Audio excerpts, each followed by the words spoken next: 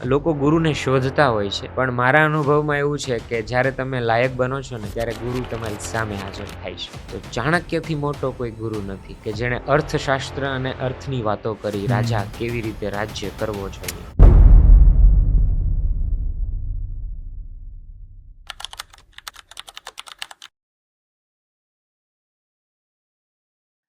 જય શ્રી રામ. જય શ્રી રામ. આશીષભાઈ, આપણો આ એક પ્રયાસ છે. અમે એવું કહી શકાય કે હનુમાનજી પ્રત્યેની આપણી એક આપણે ભક્તિ અદા કરવાનો આપણો એક વે છે કે આપણે આખી હનુમાન ચાલીસાને આપણે આ સિરીઝ થ્રુ આપણે ડીકોડ કરવાના છીએ, બરાબર, કે જેમાં 3 દોહા અને 40 ચોપાઈઓ, બરાબર, કે જેનો શું રિયલ મિનિંગ છે. કારણ કે હનુમાન ચાલીસા હું દરરોજ વાંચું છું, દરરોજ સાંભળું છું, મને ખબર છે ઘણા શબ્દો એવા છે કે જેના મિનિંગ નથી ખબર, કે આનો અસલી મતલબ શું થાય એમ. અને ઘણીવાર એવું થાય કે કોઈ શબ્દ એવા છે જેના 3-4 મિનિંગ થતા હોય.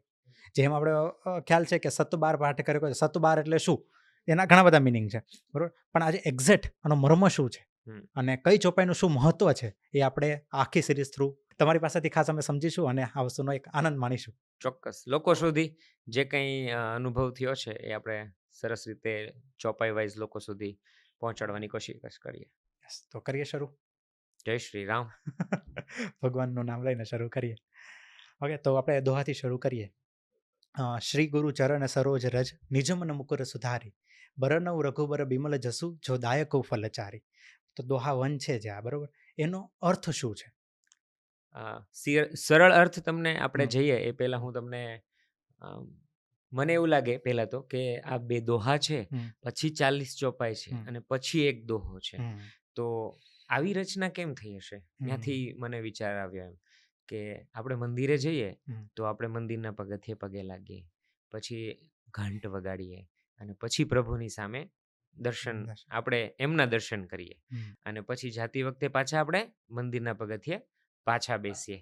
તો કંઈક આગળના જે 2 દોહા છે ને એ પગે લાગવા અને ઘંટ વગાડવા જેવું કંઈક છે. ઓકે. અને પછીના જે 40 ચોપાઈઓ છે તે દર્શન માણવાનું છે અને પછી રિટર્ન એક દોહો છે, ત્યાં પાછું આપણે સ્થાયી થવાનું છે પગથિયે અને જે બેસવાનું છે. કર્યું છે ને એનું એક મેસ્મરાઇઝિંગ કરવાનું છે. આવું મને લાગે છે, આવું મેં ઇન્ટરેસ્ટિંગ. વિચાર્યું.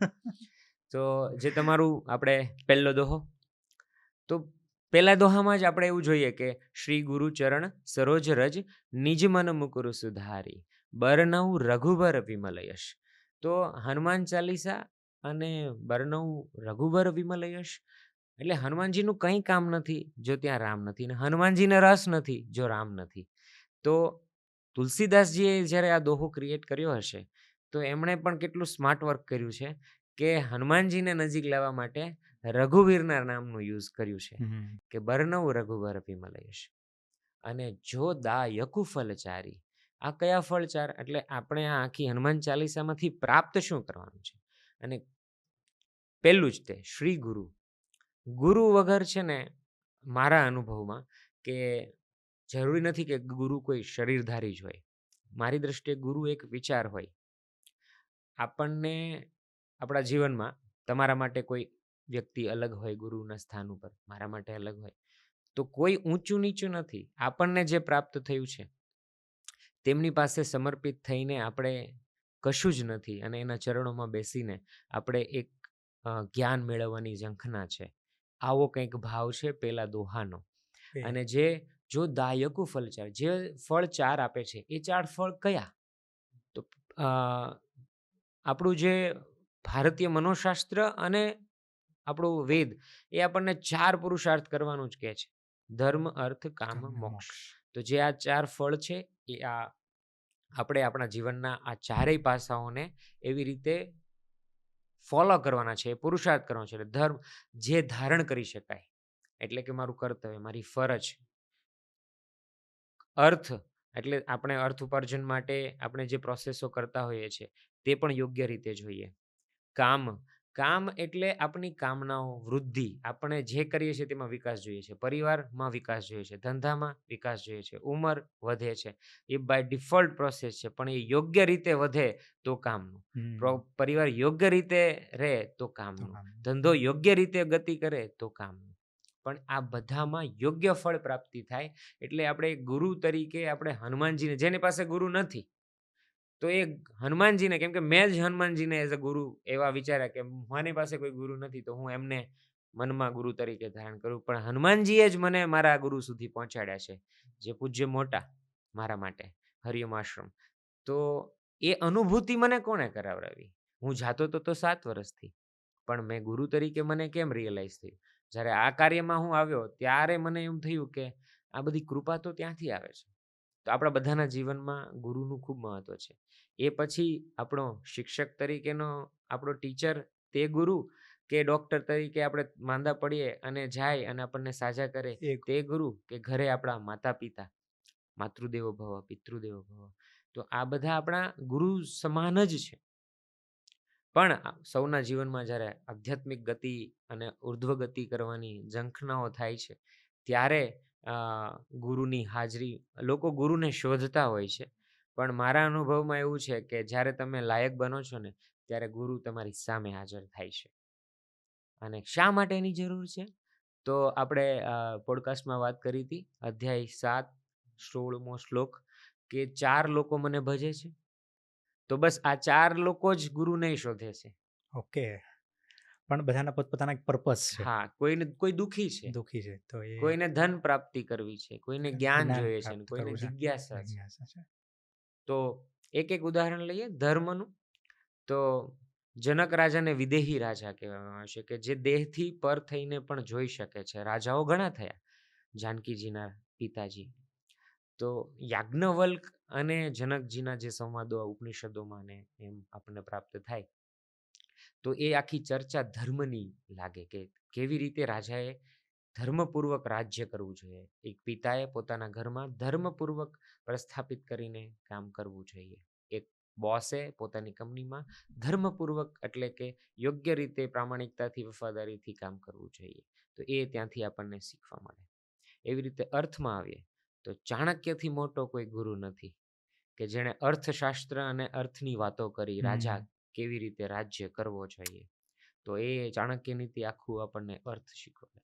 એવી રીતે કામ, તો વાત્સ્યાયનજીએ કામશાસ્ત્રની રચના કરી કોના માટે? આપણા બધા માટે. એને સમજ્યા વગર આ ચક્ર જ ચાલે એવું નથી. જે પણ કંઈ વૃદ્ધિ કરીએ છીએ આપણે, તો એ થ્રુ કામ જ છે. કામ એટલે કામનાઓ અને દરેક પ્રકારની ઈચ્છાઓ. અને મોક્ષ, તો યમ અને નચિકેતાનો જે સંવાદ છે મૃત્યુનો, અને એ જે આખી વાત છે તે કદાચ એવી વાત કરી, મોહનો ક્ષય થવો એને મોક્ષ કહી શકાય. એટલે ટૂંકમાં અજ્ઞાન દૂર થવું જીવનમાંથી, એ ટેકનિકલી જીવતા જીવ મોક્ષ છે, આવું મારું માનવું છે. મોક્ષ એટલે કોઈ એવી જગ્યા જ્યાં આપણે જઈને મસ્ત મજાનું રહેવાનું છે સ્વર્ગમાં, આવી કોઈ ધારણાઓ મને નથી સૂઝતી.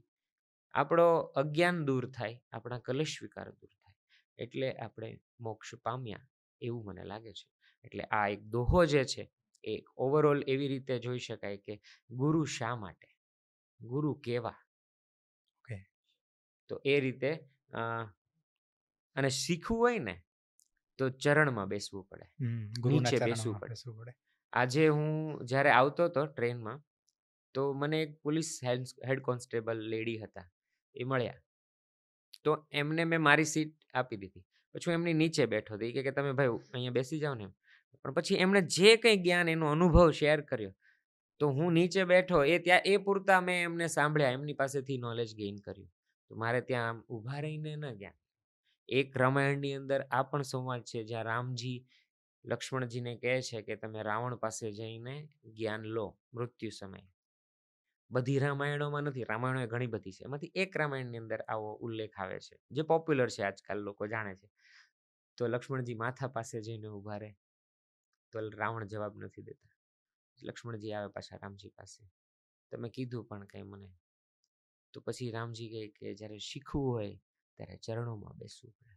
અને પછી આવીને ચરણા પાસે બેસે, અને ત્યારે એમને 3 સલાહો આપે છે. તો તે પૂરતા રાવણ પણ લક્ષ્મણના ગુરુ થયા. શ્રી ગુરુ ચરણ સરોજ રજ, નિજ મન મુકુર સુધારી, બરનઉ રઘુબર બિમલ યશ ચોદારી. એટલે ગુરુના ચરણ રજને હું મારા મનના જે મેલ છે ને, અજ્ઞાન છે, અહંકાર છે, આ બધું હું એનાથી સાફ કરું છું. અને મને 4 ફળોની પ્રાપ્તિ. પ્રાપ્તિ થાય.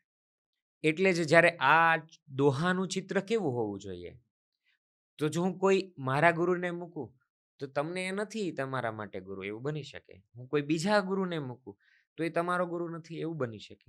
એટલે આ ચિત્ર જ્યારે મેં બનાવવાનું વિચાર્યું ને ત્યારે મેં એવું વિચાર્યું કે પ્રકૃતિ જેનાથી આપણે બનેલા છીએ, પંચમહાભૂત, એ આ ચિત્રમાં હોવું જોઈએ. અને જેને આપણે નોર્મલી ગુરુ તરીકે ધારણ કરીએ, વિચારીએ, એ એક ચિત્ર કેવું હોઈ શકે? તેવા એક ગુરુજીનું ચિત્ર ડેવલપ કરીને અમે મૂક્યું. કેમ કે પંચમહાભૂત જે છે જેનાથી આપણે બન્યા છીએ, હવા, પાણી, અવકાશ, આ પણ ગુરુ જ તત્વ છે જેનાથી જ આપણે બન્યા છીએ.